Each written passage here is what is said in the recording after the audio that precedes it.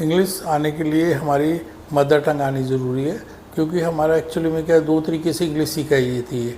First bilingual method और दूसरा acquisition method.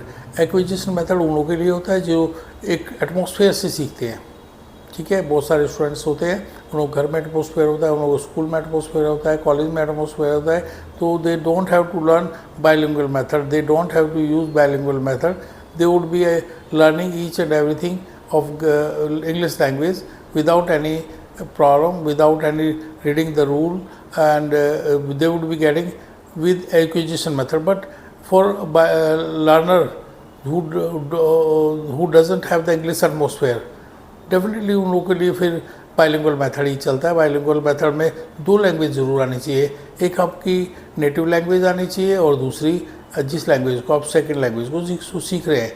तो नेटिव लैंग्वेज में रूल समझाए जाते हैं, according to which rule sentence is formed, sentence structure क्या है, और उसके बाद में सेंटेंस को स्ट्रक्चर को करने के बाद में उसकी प्रैक्टिस कैसे करनी है।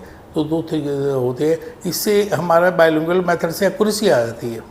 फॉर फ्लुएंसी हमारे एक्विजिशन मेथड से आती है, क्योंकि इंग्लिश में सोचना, किसी भी हिंदी में सोचना, किसी भी नेटिव लैंग्वेज सोचना, उसको ट्रांसलेट करना, उसमें एक्यूरेसी डेफिनेटली आएगी, but fluency would not be there.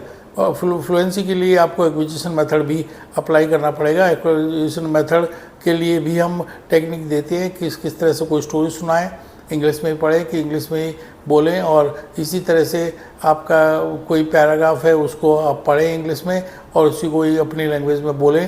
तो ये टेक्निक है जिसमें आपकी इंग्लिश जो है, थिंकिंग जो है इंग्लिश में कन्वर्ट हो जाएगी, जो कि एक्विजिशन मेथड का इफेक्ट देगी। उसमें एक्यूरेसी भी होगी, फ्लुएंसी भी होगी, दोनों ही होंगी उसमें मैं नहीं समझता कोई दिक्कत आने वाली है, और वो बिल्कुल comfortably without any problem one would be able to speak और write English with a great accuracy.